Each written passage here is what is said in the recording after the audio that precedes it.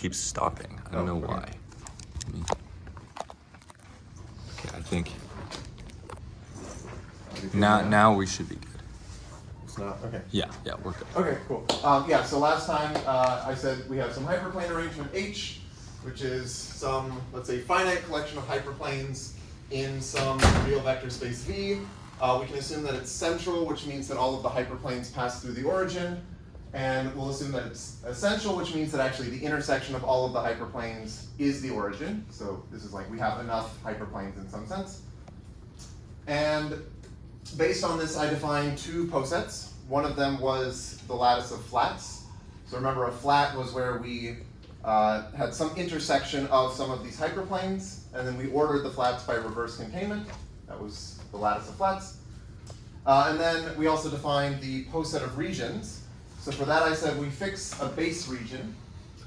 So remember, a region is basically it's the connected component, or a connected component of the complement of the hyperplane arrangement, except you take closures, but whatever. So we fix a base region, and then we define the poset of regions by saying, well, the elements of this poset are the regions, and then a region R is less than or equal to a region R prime, if and only if the inversion set of R is contained in the inversion set of R prime, where here the inversion set of a region is the collection of hyperplanes in our arrangement that separate that region from the base region. Okay? So we have this, and I'll just remind you, in the case of the weak order on the symmetric group, or in the case of when this is the braid arrangement, we said that this is basically giving us the weak order on the symmetric group, except it's like there's this correspondence where a region will correspond to a permutation in a natural way, and then you get the weak order by taking inverses.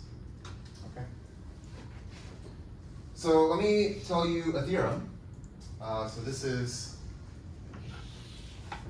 here. So this is a theorem due to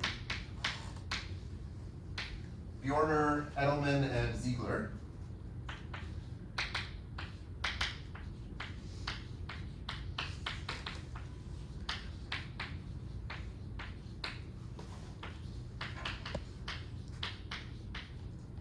Okay. Actually didn't write down the year, but hold on. Okay, it started again. Is it good now? Yes, should be good Okay. now. Yeah, that's fine. I can edit it.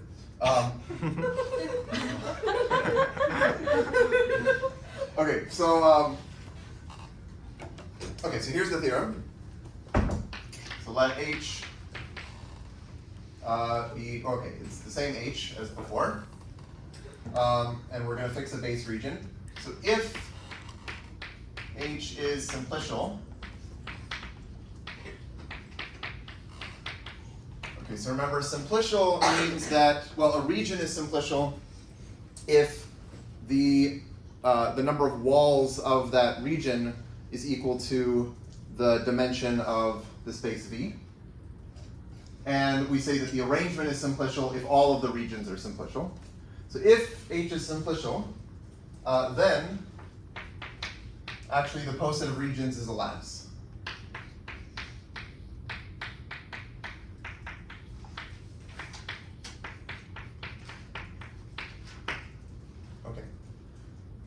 So this is nice because now we can do lattice theoretic things with the poset of regions. And I guess I'll just also point out that in the case of the braid arrangement, I already mentioned before that the weak order is a lattice, so this is just confirming the fact that that's a lattice.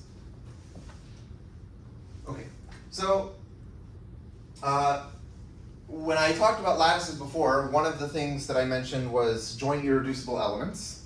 And I talked about how we might care about these joint irreducible elements, for example, because when you have a semi-distributive lattice, they allow you to label the edges, and then we can define things like row motion. And so we might be interested in the set of joint irreducible elements of the poset of regions when we have a simplicial hyperplane arrangement.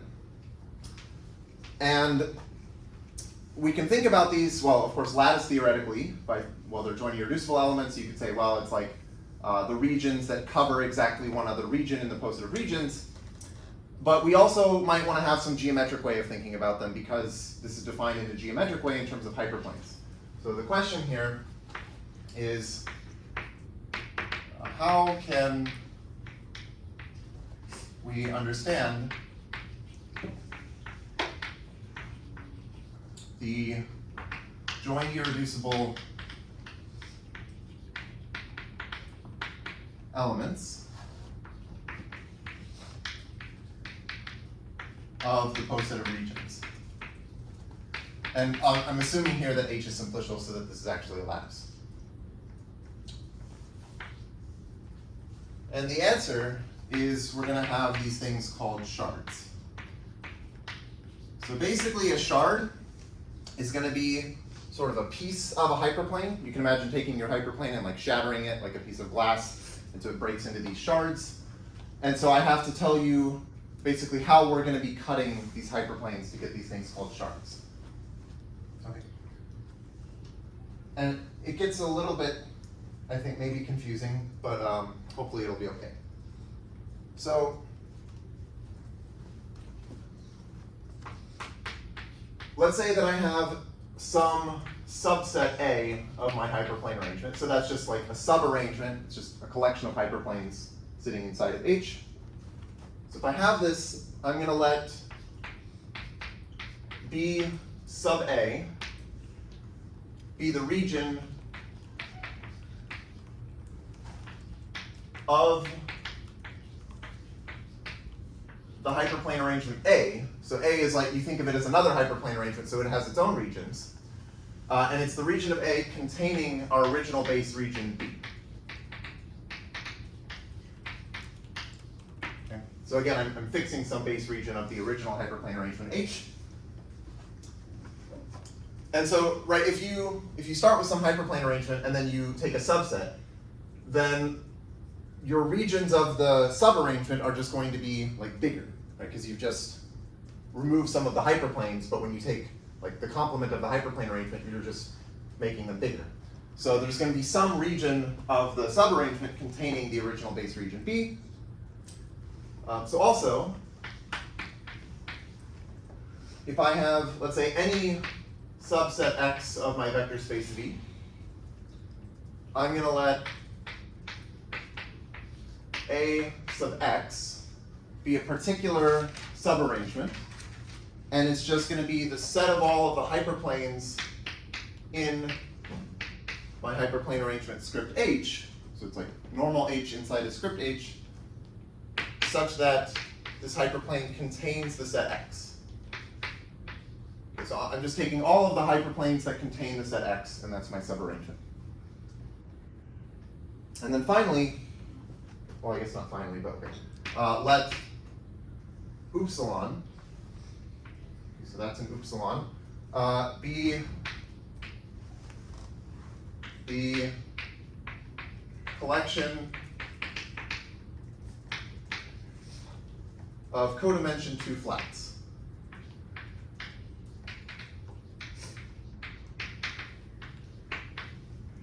And when I say codimension, I mean inside of V. So if V is some n-dimensional space, the hyperplanes themselves are n-1 dimensional. And so here I'm looking at flats that are n-2 dimensional. Okay. So if I take some x in upsilon, okay, so I take some flat, then I can consider the subarrangement A sub x. And this is called a full rank 2 subarrangement.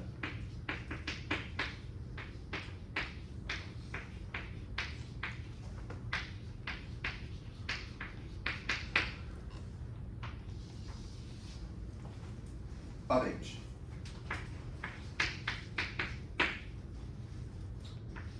And the hyperplanes So I'll give an example of this in a second. The hyperplanes of this subarrangement A sub x that are bounding, in other words, that are the walls of this B, like this base region of A sub x, B sub A sub x. These are called basic hyperplanes. Basic hyperplanes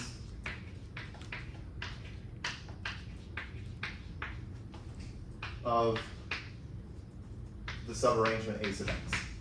Okay. So it's kind of a lot of definition. Yes? Is A sub x independent of A? Like, sorry, it might be I'm not understanding the definition, but this definition here of A sub x seems independent of our A. Of A? So I'm saying from x. Oh, sorry. Oh, okay. What I meant here was like for any A. Uh-huh. Yeah. So for any A, this is just my notation for the region of A containing B. Now I'm saying let's define a specific type of A from this set X. So like this A was just used to define the notation, right? Oh, I see. Sorry. Yeah. Now I'm saying like this is our A. It's A from the X. Okay. And in particular, we're interested in the case where X is one of these codimension 2 flats. Okay, let me draw a simple example. So it's kind of, I guess, hard to draw anything too interesting in a 2-dimensional space, but I can draw something. And then maybe later I'll show a picture that's sort of in a 3-dimensional space.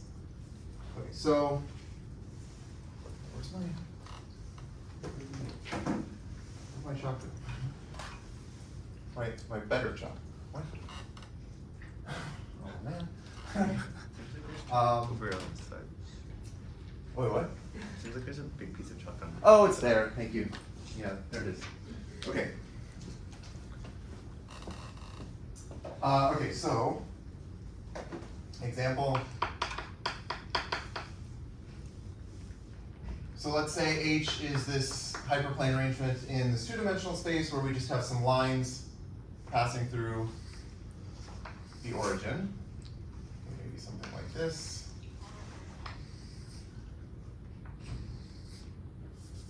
This is H. And, okay, so in this case, let's say this is our B down here, so this is our base region, this one here. Then what is upsilon? Okay, so upsilon, it's the set of codimension 2 flats. So here we're in a 2-dimensional space, so codimension 2 means 0-dimensional. There's only one 0-dimensional flat, which is just the origin. So this is only like the origin. Okay, so this example isn't terribly interesting because in this case, if I take A sub x, where x, so I want to take x to be 0 now because it's in, I want a codimension 2 flat. So for x equal to the origin, so I'm using 0 to mean the flat.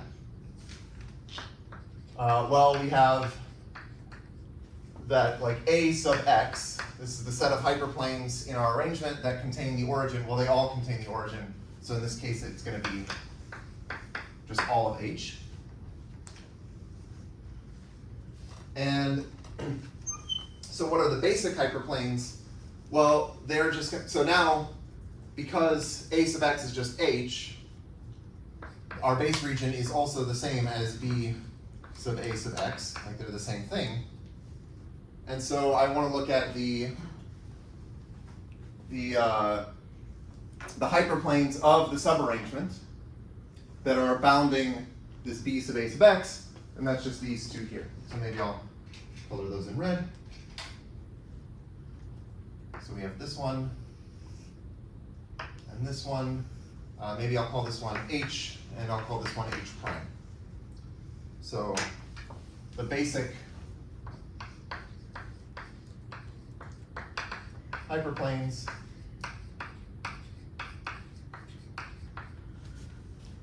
of A sub x are just h and h prime. Okay. Okay, and I'll show you another picture for a three-dimensional space later, but for now I'll just say, okay, this is what it looks like in 2 dimensions. And now let me try to define shards. So the procedure, again, is a little complicated.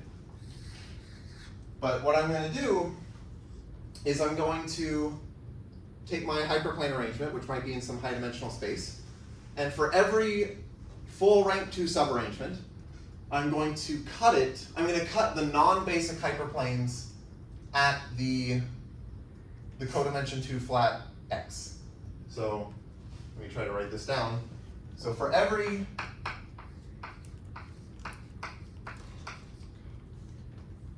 codimension 2 flat x, I want to cut the non-basic hyperplanes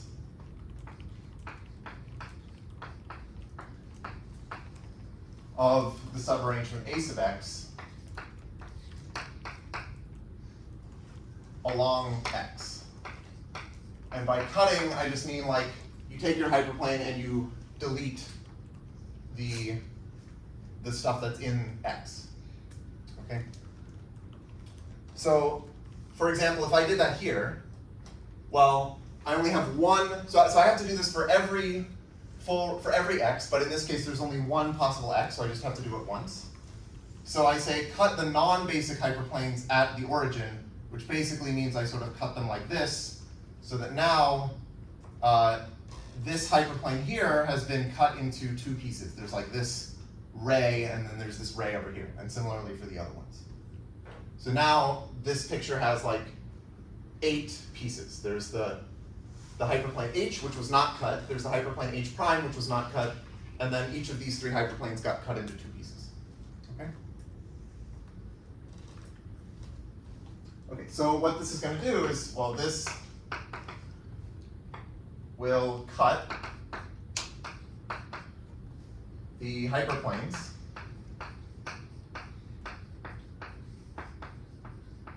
in H. Like after you do this for all possible x, it'll cut the hyperplanes in H into pieces. And so technically I want to take the closures of these pieces. You don't really need to worry about the closures though. But the closures of these pieces are called shards.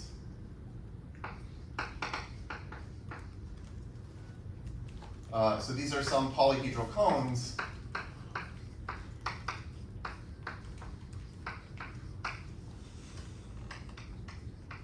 And they're called shards.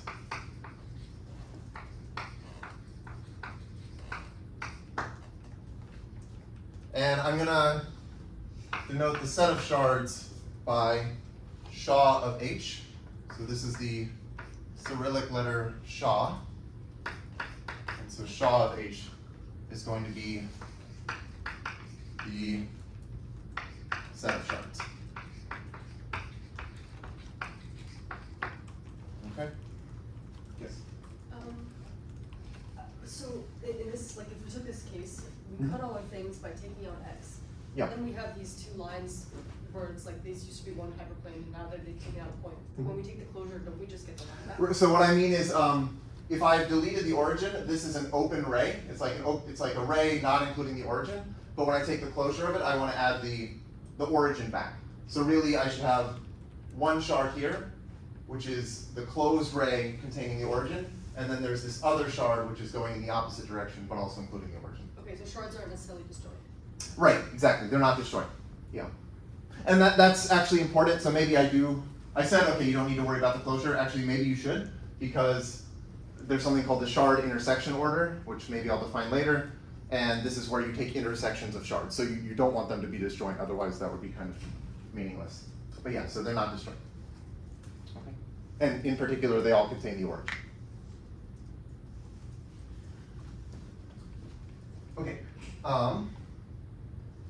So in this example, we have 8 shards, right? So we have like this red shard, and then these other 6 like rays or shards. Okay, so actually now maybe I'll show you the picture. I tried drawing this on the board and I failed. So then I decided I'm just going to hook it up here because it was too hard to draw. Okay, how do I do this? Can you help? Possibly. I think this is an HDMI, right? Yeah. Yeah. Okay, then I hook this in. Thank you.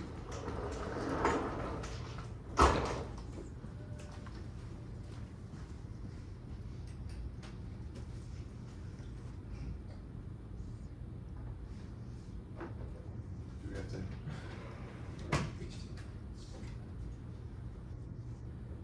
Wonderful. Okay, so. Wait, sorry. Oh, wait. It was there for a second. There we go. Okay, so I have to explain what this thing is. Because it doesn't look like a hyperplane arrangement, but it's supposed to represent one. So imagine, this is actually supposed to represent the braid arrangement for S4, which is living in a 3-dimensional space. And so it has these 6 hyperplanes, but I don't want to draw this 3-dimensional picture because it's hard to see what's going on. So what I do is I imagine that I draw a sphere centered at the origin in this 3-dimensional space. And now each one of my hyperplanes is going to slice through that sphere in some great circle. So I end up getting these 6 great circles on my sphere. And then I do a stereographic projection to project from the sphere into the plane. So you know, a stereographic projection, it's like you have your sphere, you imagine you put like a plane tangent at the bottom, and then you have like a light bulb at the top, and it shines down and projects things from the sphere to the plane. So this is supposed to be essentially a stereographic projection of the sphere onto the plane, and so these 6 circles are representing the 6 hyperplanes of the braid arrangement. So I guess these 3 big ones would be like what I was calling H12 and H23 and H34, and then there are these other hyperplanes which would be, I guess this could be like H13 and H24, and then there was like H14, which would be this one in the center. So I should point out that the regions of the plane that you're seeing here correspond to the regions of the braid arrangement. So there should be 24 regions, right, because they correspond to permutations in S4. And if you count, if you stare at this and you count like 1, 2, 3, 4, 5, whatever, you'll get 24. And this includes this outer region. So the outer region is also supposed to be included in your count. So this B here, that's supposed to be my base region. I guess I didn't do it in the same font, but whatever. So this is my base region, which let's say corresponds to the identity permutation, 1, 2, 3, 4. And then, okay, so now I have these hyperplanes, and I want to create shards, and I've tried to color code the different shards. So let me try to explain how this is happening. Let's say I look at these 2 points here. Or actually, no. Let's take this, just this point here. So I can see, or no, wait, actually, sorry. No, yeah, I do want to take these 2 points. So I claim that those 2 points are representing a rank, or a codimension 2 flat. So if you think of what is a codimension 2 flat, well, we're in a 3-dimensional space, so it should be a 1-dimensional thing, so it should be a line. But when I intersect my line with my sphere, I should actually get 2 points.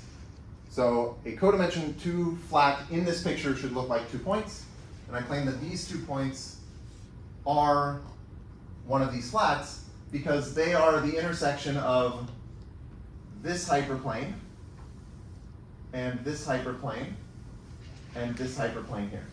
So if you look at those 3 hyperplanes, they intersect at that point and at that point. Okay. So now I want to say for that particular codimension 2 flat, let's call that X. I want to do this cutting procedure. So I say, well, what are the basic hyperplanes of this subarrangement? So, sorry, I should say the subarrangement A sub x is these three hyperplanes that I just listed, right? Those are the hyperplanes that contain those 2 points. So now I'm sort of saying, let's just focus on these three hyperplanes and forget everything else for the moment. If I only look at those three hyperplanes, then they have some regions in this picture, and one of them contains the base region. So that would be sort of like, I guess, this here. If you take like all of this stuff, that is a region of the subarrangement containing, or it's the region of the subarrangement containing the base region. So that would be our B sub A sub x. Is this okay so far? Maybe this is confusing. Are you confused? Wait, so we have these hyperplanes Yes. in space. And then you're taking a sphere, Yes. and then you're looking at like the great circles that the hyperplanes correspond to in the sphere centered at the origin, and then you shine a light at it, and then it turns into that. Yeah. Should I draw a picture explaining the stereographic projection? I think that makes sense. Wait, Okay. I think I'm a little bit confused as to, for like some of the circles that are not the ones that are like the simple ones, basic ones, why is it not that like every single arc segment thingy is a different color? Oh, I see. For example, why did I not cut this circle here at that point? Why is it continuously teal? Okay, yeah, so let me explain that right now. So if I go back to looking at these 2 points, that's my codimension 2 flat. So I look at these three hyperplanes, and that's my subarrangement A sub x, and then B sub x is this region here. And so now if I just focus on that subarrangement, I want to look at what are the basic hyperplanes for the subarrangement. So when I do this cutting procedure, I look at the basic hyperplanes for the subarrangement. So those are going to be the hyperplanes in the subarrangement that bound this region here, and that's going to be this. Wait, sorry. Black and teal. Oh wait. Okay, I messed this up. Yes, sorry. It should be this. That I think is that correct? That is the region. Yeah, I was mistaken. Okay, so it should be this thing. That's basically my hand. So that is the B sub A sub x, like the base region of the subarrangement. And the bounding hyperplanes of this region are this black hyperplane and this one that's like teal and brown. So those are the basic ones. And so now when I do the cutting for this subarrangement, I only cut the non-basic hyperplanes of the subarrangement. And there's only one non-basic hyperplane for the subarrangement, which is this one that I've cut to make orange here and pink here.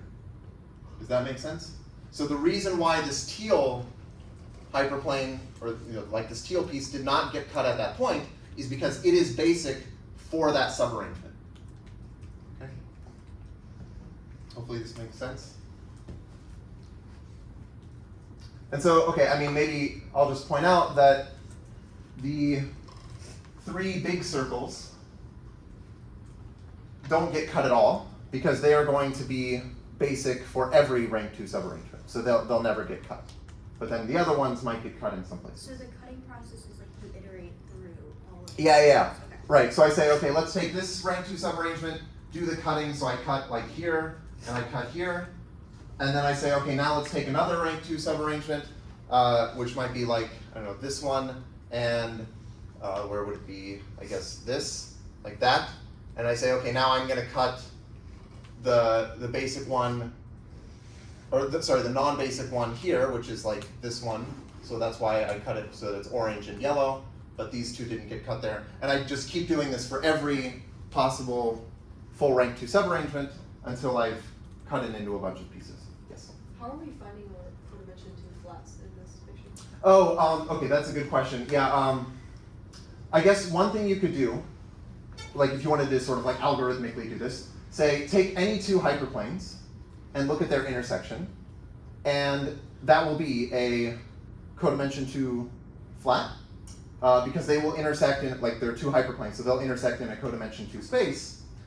And the only thing is that when you compute the a sub x, like the set of hyperplanes that contain their intersection, you might get other things as well. So I could say, like, let's take this green one and this teal, or like this one here. I say, okay, I look at their intersection, which is these 2 points here, and then I say, well, oh, it also includes this other circle here, so that's just included. But the point is, if you wanted to iterate over all of the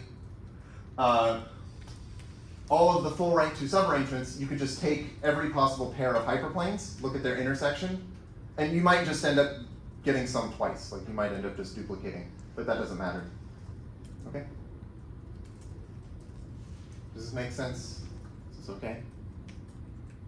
Okay, so we get these shards. And I guess maybe another thing I'll point out is, like, you know, in this picture, a shard looks like a little arc of a circle, but really you should think it's like a piece of a 2-dimensional plane in 3-dimensional space. Okay. It's like going off like that. Okay. I think then that's good for the picture.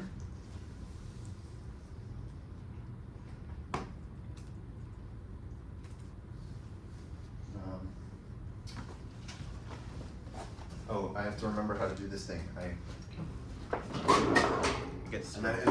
And then I wait. That's the key. Okay, there we go. Just a little bit. Oh.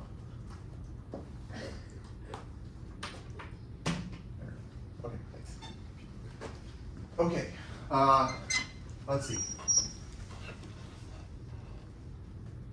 So, okay, we've defined these shards now. Now we have these things, and what I'm gonna try to explain is that these shards are in bijection with the joint irreducible elements of the poset of regions. Okay, so how are we going to do that?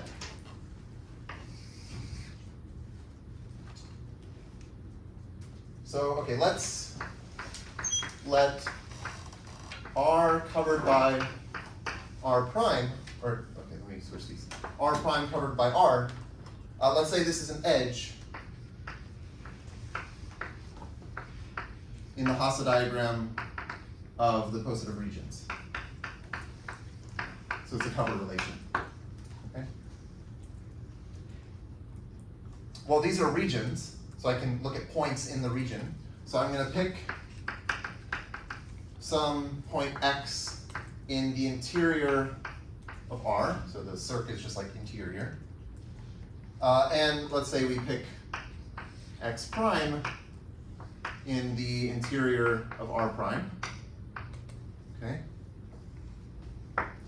Then the claim is that there is a unique shard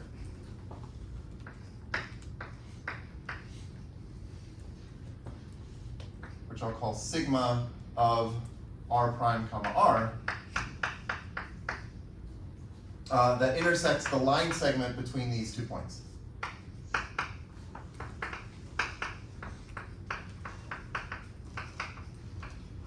The line segment with endpoints x and x prime.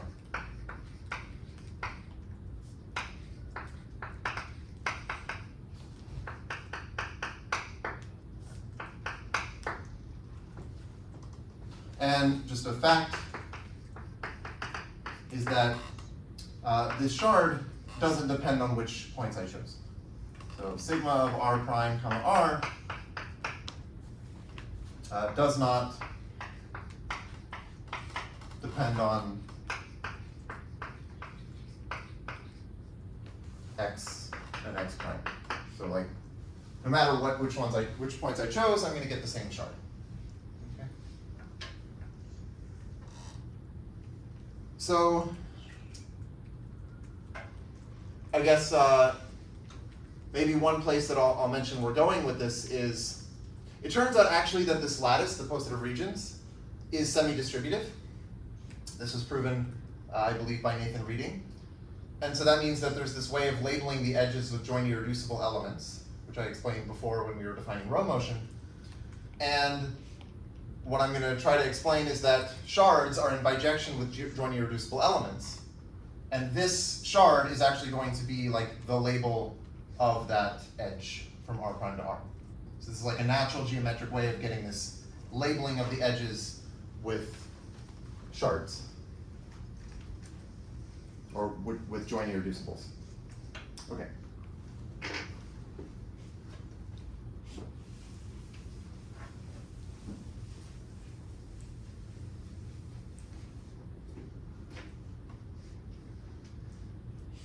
Okay, so if I have some region R,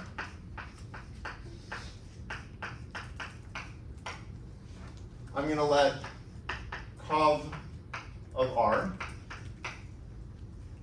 be, well, this is just the set of these shards corresponding to the edges going down from R in the positive regions.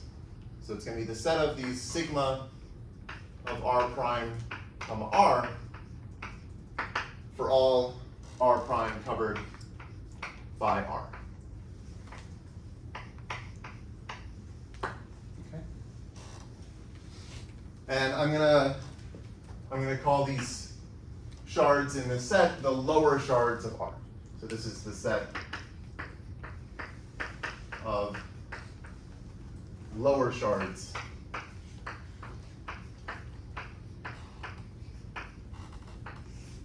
of R.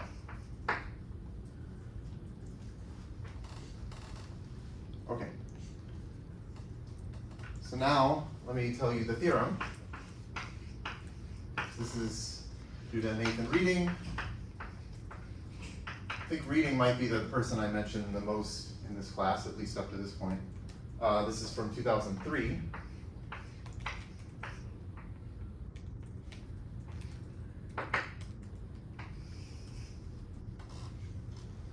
So each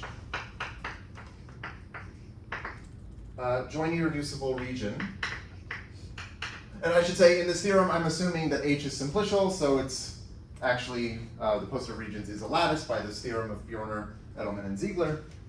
So each joint irreducible region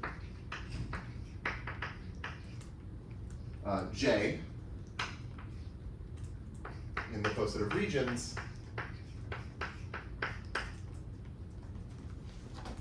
has a unique lower shard, has a unique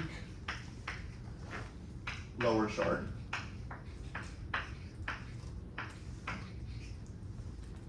which I will call sigma sub j. And this map, so the map going from, well, sending a joint irreducible element to the corresponding shard, sigma sub j, this is a bijection from joint irreducible elements to shards. So this is a bijection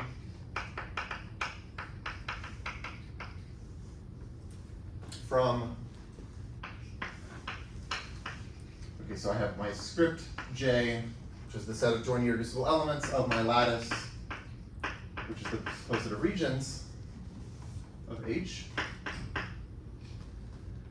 And this is going to the set of shards, which I was calling SHA of H. Oh, I should also just emphasize that all of this is assuming there's a fixed base region so that we have a well-defined positive regions and the shards are well-defined. And then also, let's just say for, if I take any shard sigma in SHA of H, I'm going to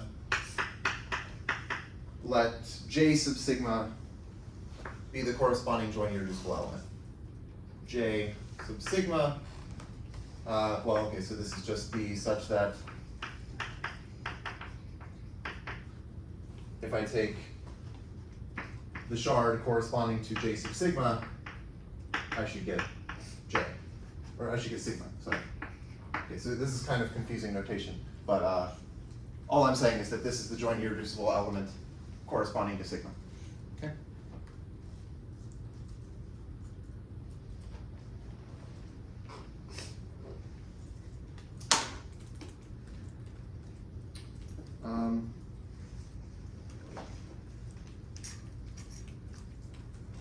So also, okay, yeah, one last part of this theorem.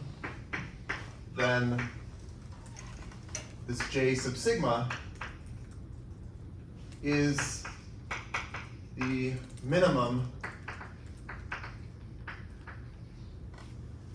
element in the positive regions of the set of, okay, so it's the set of regions R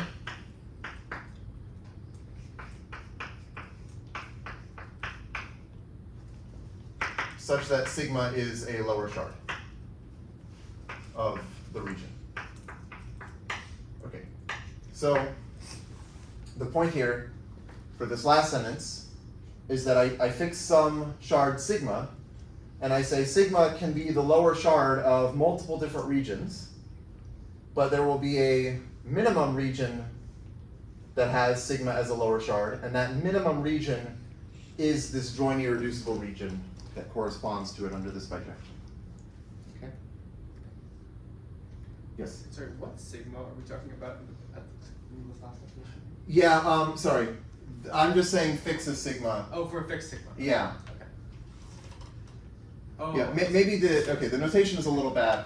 Let's say, it's the sigma corresponding to the J sub sigma. yeah. So for sigma tilde, let J sub sigma tilde be such that sigma sub J sub sigma tilde equals sigma tilde. Then J sub sigma tilde is the minimum element of this with sigma tilde. Okay? So just to distinguish this sigma from this sigma tilde.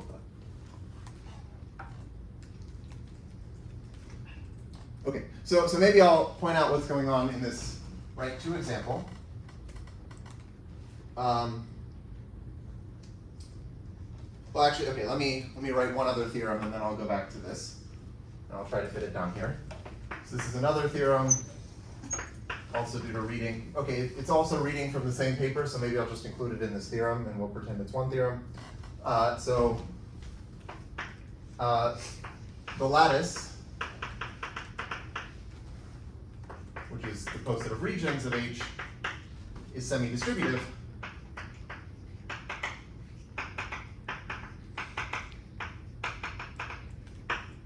And if I take some region R,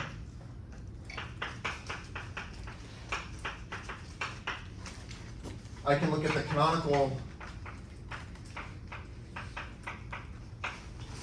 I don't know if I define this. I'm going to call it the canonical join representation. Did I define canonical join representation at some point? Okay, I did.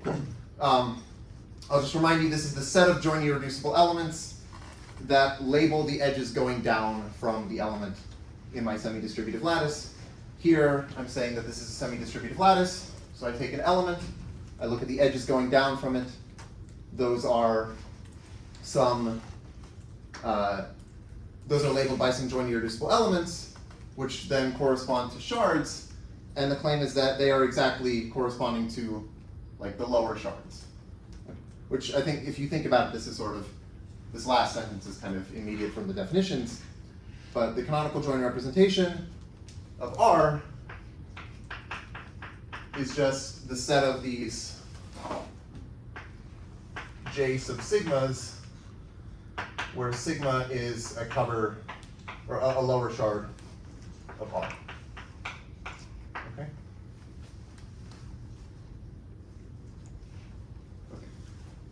So now let me try to draw things on this picture over here. So in this case, what does the poset of regions look like as like a Hasse diagram? Let me draw this in blue. So I have these 8 regions. There's this one, this one, this one, this one. Oh, sorry, not 8, 10.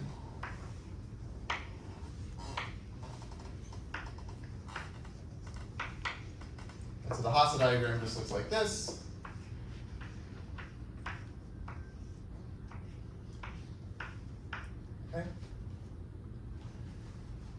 And there are these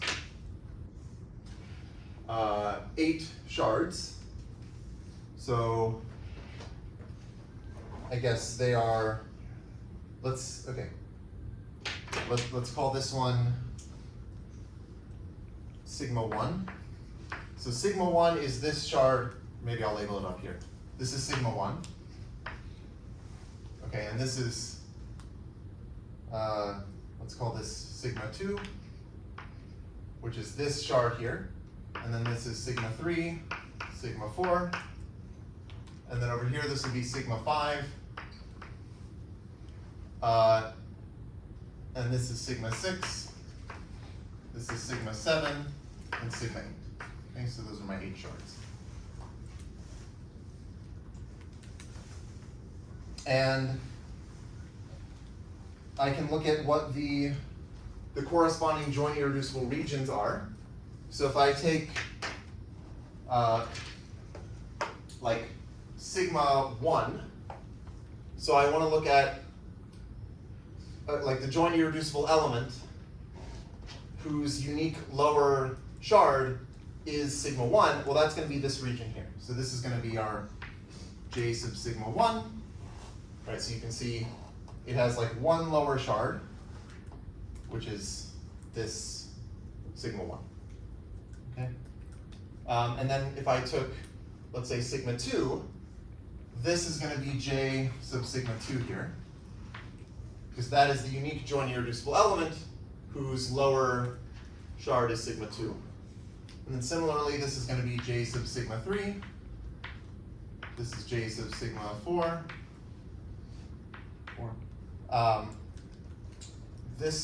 So J sub sigma 5 should be here, because it's joint irreducible and its lower shard is sigma 5. And then here, this is going to be J sub sigma 6. This is J sub sigma 7. And this is J sub sigma 8. Okay?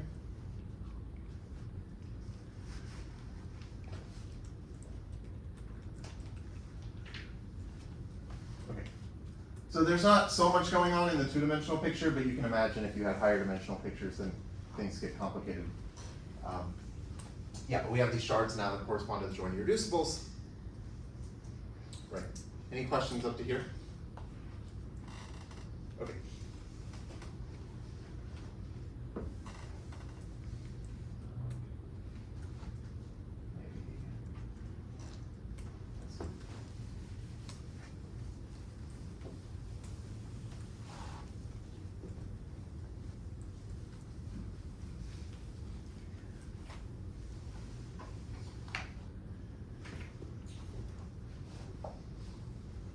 Okay, so here's another theorem. Also due to reading, but now from 2011.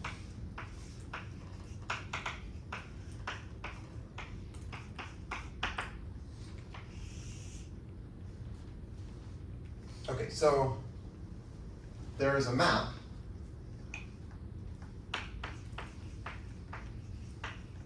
and what this map is going to do is send a region R to the intersection of all of the lower shards. So actually now it is important that I think of these shards as closures of the pieces from before so that they actually intersect, like they're not disjoint. Okay, so this is sending a region R to the intersection of the lower shards of R. And it turns out that this map is a bijection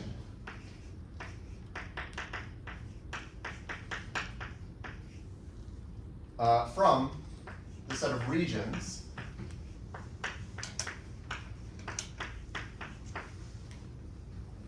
to the set of all possible intersections of shards. Set of shard intersections.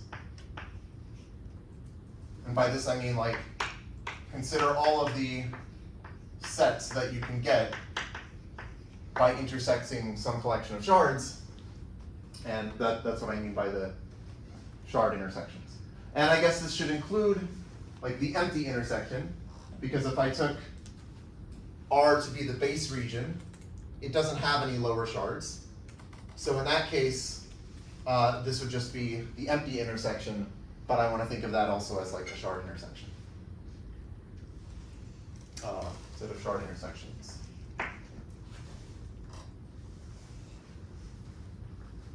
Okay, and so then this is saying that every shard intersection arises uniquely in this way.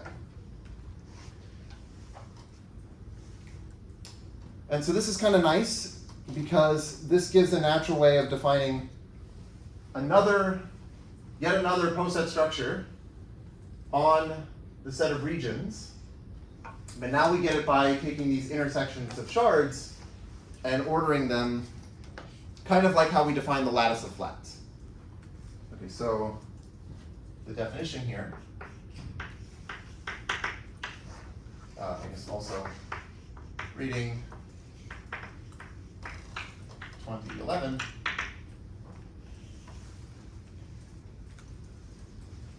So I'm going to let SI of H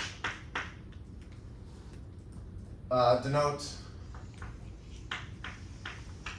so SI is for shard intersection, so this is going to be what's called the shard intersection order. But I want to define it as a poset on the set of regions. Okay, so the poset on the set of regions of H such that, okay, let's say, so let's say R is less than R prime, and I'm going to use this sort of like curvy less than symbol instead of a normal less than, so that we can try to distinguish this between the with the poset of regions, right? Because now we have two different posets that we're defining on the set of regions, and this is just going to help us distinguish. All right, so this symbol is like backslash PRECEQ in LaTeX. So I want to say that R is less than or equal to R prime in the shard intersection order, if and only if the intersection of the lower shards of R contains the intersection of the lower shards of R prime. So this is very similar to the way that we defined the lattice of flats, where we said, okay, flats are these intersections of hyperplanes, and we order them by reverse containment. Now we're taking intersections of shards and ordering them by reverse containment, except we're then using this bijection to transfer the order over to the set of regions, so that we're thinking of it as a partial order on the set of regions. Okay, and I'll just say this is the shard intersection order.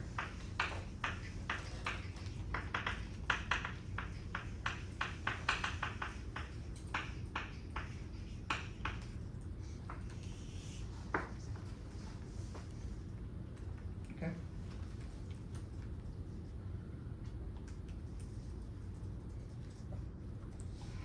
So now here is, well, another theorem. And is also due to reading from 2011.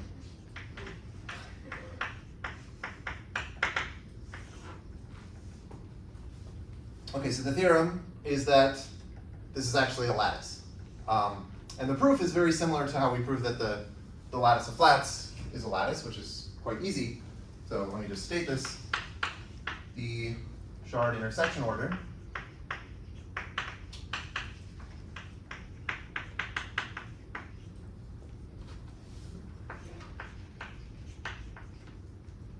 of a simplicial hyperplane arrangement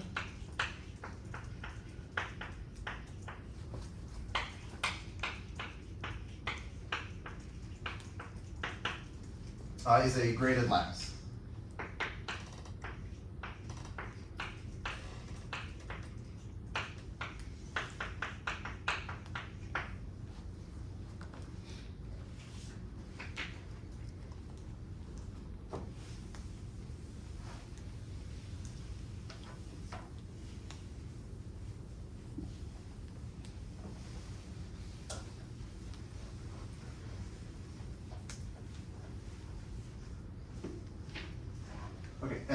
is not hard.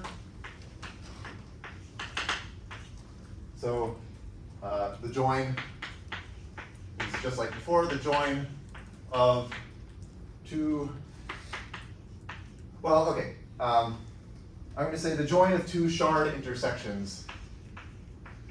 What I really mean is the regions corresponding to these shard intersections, but let's think about it in terms of the shard intersections. Is just their intersection.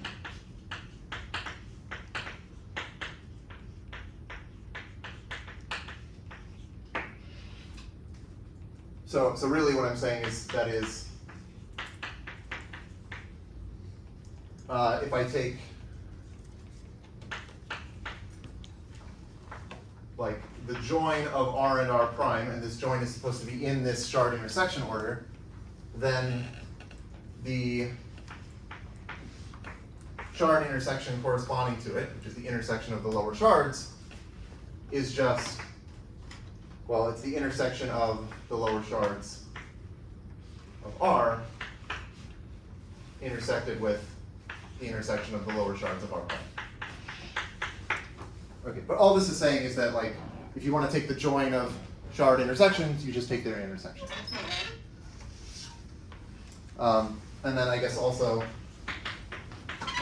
this has a minimum element, 0 hat, which is just the intersection of the empty set.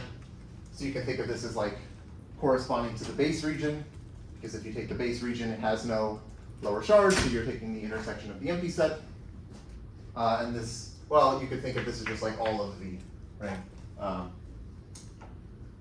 Because like our convention will be that the intersection of the empty set is just the entire space V.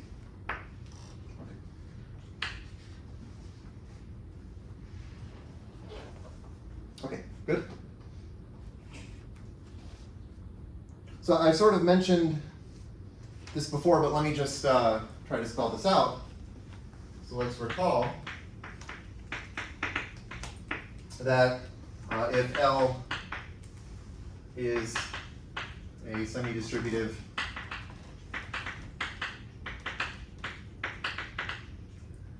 lattice, and we have some edge U covered by V, this is an edge in L, then there is a unique join irreducible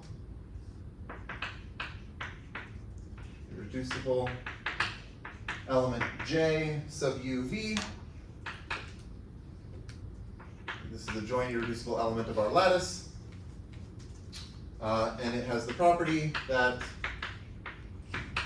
if we take J, U, V, and we join it with U, we should get V. And if you remember, we had this kappa map on a semi-distributive lattice, and we said that the other condition is kappa of J sub UV meet with V should be U.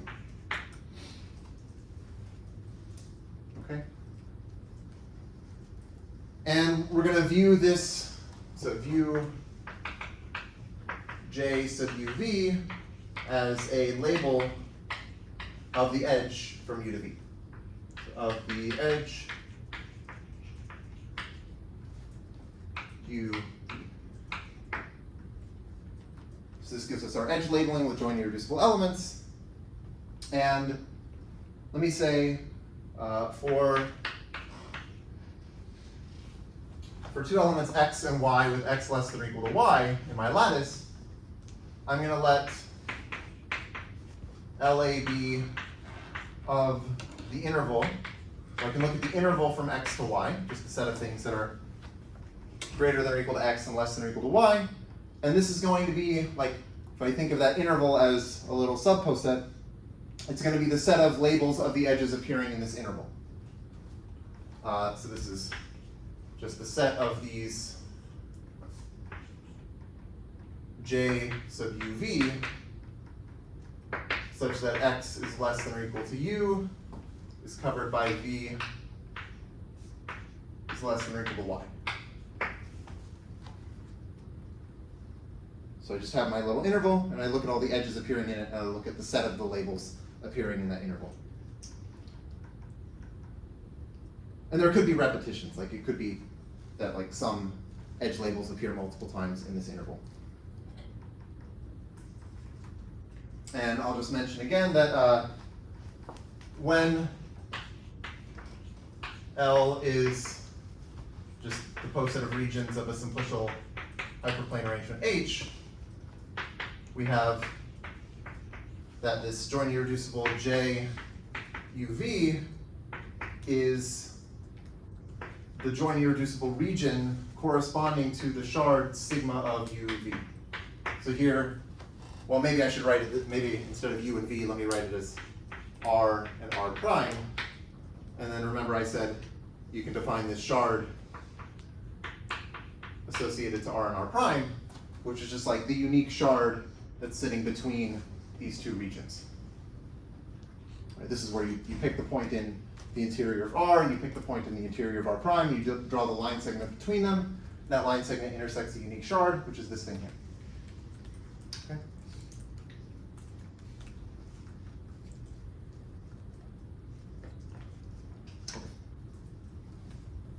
So now, maybe I'll erase this. I want to give another way of thinking about the shard intersection order, which I think is nice.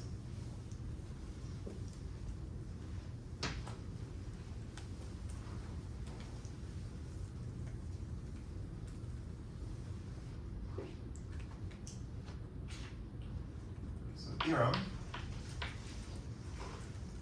also reading from 2011.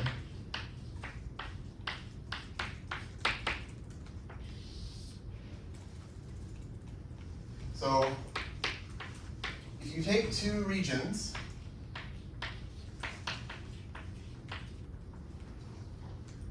R and R prime,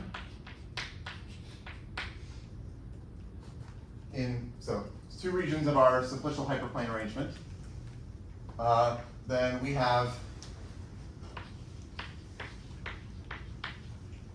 R less than or equal to R prime in the shard intersection order. Okay, so this is like in the shard intersection order of H. And then this is if and only if the set of edge labels of, I want to take an interval, and this is where it kind of gets interesting. I want to take pop, so I'm doing pop stack sorting now, except he wasn't calling it pop, he didn't use the word pop, I did that later, but it's the same thing. So pop, but now in the poset of regions of H, and I want to pop R, and I want to take the interval to R. So this, I'll write the rest in a second, but this is where I take, like, the poset of regions is a lattice, so I have this pop operator. I can apply it to R to get this element, which is certainly like less than or equal to R, because that's how pop works, it sends you down. So I have this interval, I look at the set of edge labels, which are like these shard labels, appearing in this interval, and I want this to be contained in the set of edge labels of the same thing, but with R prime.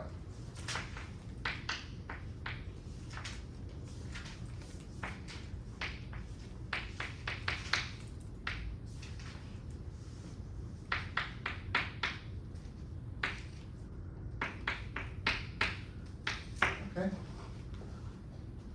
Yes? So which ordering of the regions are we using for the pop here? Right, so this is for the poset of regions. So this is not with the shard section. Right, yeah. So it can get confusing. I guess when I'm writing like pop sub reg of H, I'm thinking of this, like this is the poset of regions, and this is the shard intersection order. That's sort of why I also introduced this notation, which like both of these as sets are just the set of regions, but like this is supposed to mean with the shard intersection order, and this is like with the positive regions. Okay. Yeah. Okay, so let's do an example of this. Actually, maybe so that I have room, I'll just move this over here.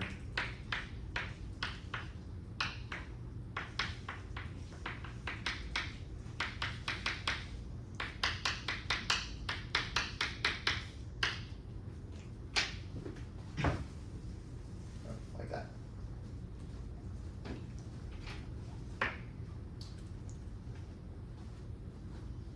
Okay, so here is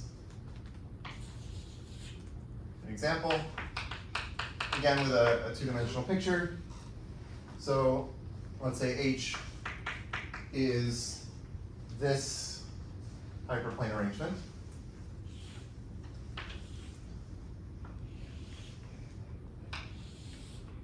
Which I didn't do a good job of. Okay, it's like that. And let's see, so this down here will be my base region B. And then this up here, let's call this negative B, just because it's like the negative of B. And then we'll have our shards. So let's see, what are the shards in this case? Well, we have, maybe I'll do red again. This would be our base region like before, or sorry, basic hyperplane, I mean. This is also a basic hyperplane. And then when we do the cutting, we sort of cut these like this, so that this is a shard, this is a shard, this is a shard, and this is a shard. So we have 6 shards. And maybe I'll call them like sigma 1 here.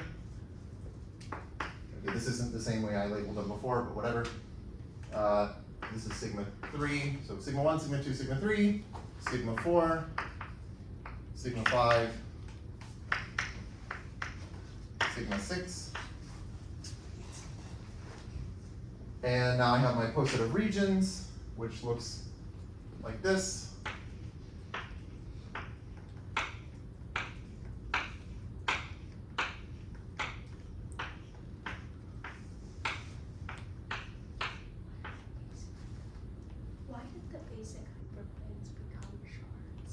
Oh, so the point is that like every hyperplane will get broken into some shards, but the basic ones don't get cut. When I did the cutting procedure, remember I said, oh, you cut the non-basic ones at the flat, so these just don't get cut. So they just stay as like themselves. Okay, and then let's see. So this is J. Okay, so this should be J sub sigma 1. Let's just write J1 so that it's easier. This is J2, J3, J4, J5, J6. And because I don't want to have to keep writing this thing, let's let theta of R for any region R just be this set of labels of the interval from pop of R to R. Right, so I'm just introducing this because I don't want to have to keep writing this thing. So if we look at this picture, we can say, well, theta of the base region, well, pop of the base region is just the base region, so this is just the interval containing only the base region. It has no edges, like it's just a single element, so there are no edges there. So this is empty. If I take one of these j sub i's, and I look at theta of j sub I, well, okay, let's do j1. If I do pop to j1, that's going to take me down to the base region. So when I look at the interval, it has just this one edge. So I want to look at like the set of edge labels, but there's only one edge, so I just look at what is the label, and it's this shard sigma 1. Okay, which, if I think of it in terms of joint irreducibles, is just J1. So this is actually just J, well, okay, for J1, it's just J1, but actually this is true for all of the others. Pop of J2 is J1, so if I look at this interval, it's just this one edge. I look at just what is labeled, what is labeling that edge. It's sigma 2, which corresponds to J2. And similarly for all the other J's. And then finally, I need to say what is theta of the top region minus B. So theta of minus B, well, top of minus B, I want to take the meat of these two elements covered by it, which is going to be the bottom element. So now this interval between pop of minus B and minus B is actually the entire lattice. And so now I'm just taking the set of all of these labels. So that's just going to be the set of all joint irreducibles, which is J1 through J6. Okay. And so now I can draw the shard intersection order for this.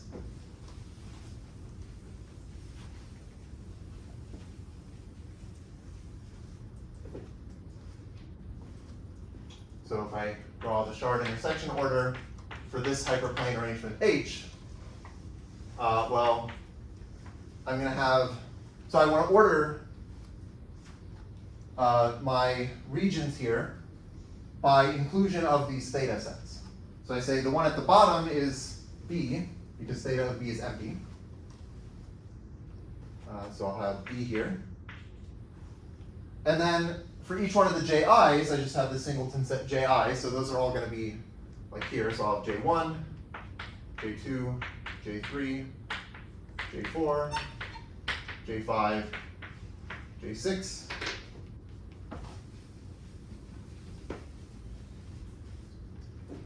Those are all above B.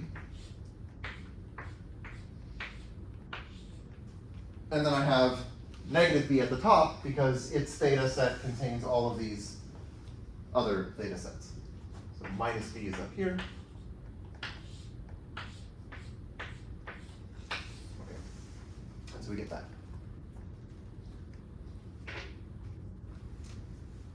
And so you can see this is a lattice. I guess I'll just mention that like for any two-dimensional arrangement, you're going to get a picture that looks like this. If you have, well, okay, here we have like 4 lines passing through the origin, and we ended up getting 8 regions where there was like a bottom region, a top region, and then like 6 things in the middle. In general, if you have M hyperplanes, you're going to have 2 M regions. You'll have a bottom one, a top one, and then you'll have 2M minus 2 in the middle. But then like for higher dimensional things, it's not always this simple.